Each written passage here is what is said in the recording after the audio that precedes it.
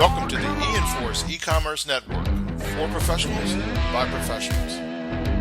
Hey guys, Matt with Ecommerce here, and I'm actually standing in an empty mall parking lot in front of a Macy's store, but you can see we got a completely empty parking garage behind, except for my truck. Sorry about the feedback noise. Couldn't really pick where one of the largest malls happened to be located near an interstate. I think every single major mall is located in close proximity to an interstate because they want to have traffic rolling through.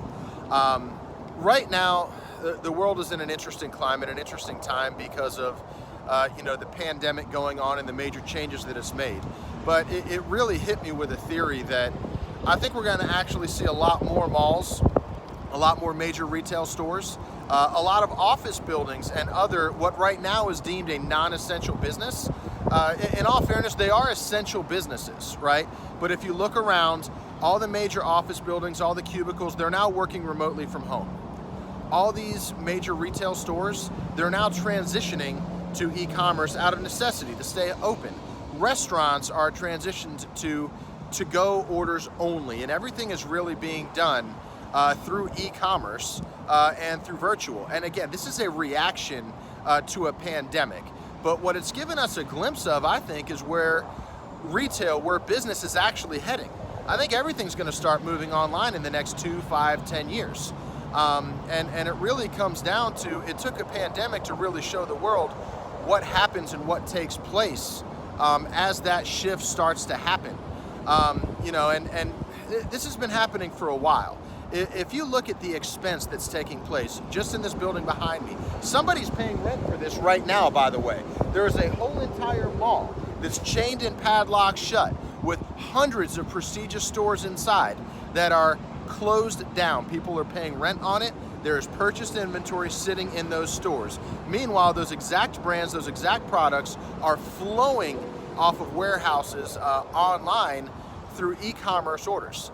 And e-commerce has really taken the world by storm. I watched Gary Vaynerchuk do a video once to where somebody asked him, what's the future of retail? And he looked over and he said, Alexa, buy me a purse. Alexa, that's right, buy me that purse. I just bought a $39 purse.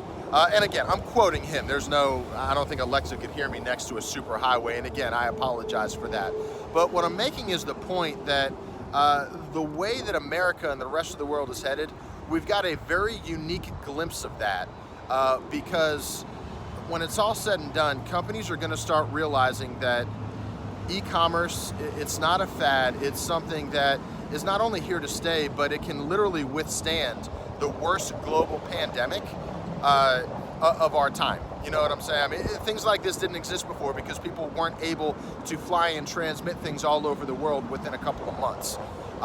So e-commerce has shown its ability to do that.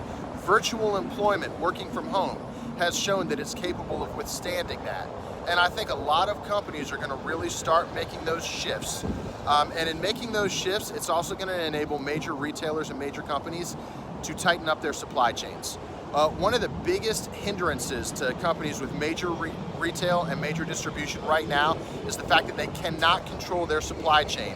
And because of that, and because of their extreme expense in brick and mortar, and all this unnecessary overhead, what happens is when people are able to purchase inventory, let's say legally, from their supply chain, from a distributor, from a wholesaler, liquidator, whatever, from a sale, they're able to get their inventory and sell it online with a fraction of the overhead and a fraction of the cost than what these companies are actually able to afford to sell it for. It's something that's hard to compete with that. When companies make a real transition to e-commerce, it makes it a lot easier to start to control that supply chain and to be able to be price competitive while improving their profit margins from there. So guys, again, not showing you this empty parking lot and everything else. This is not a gloom and doom thing.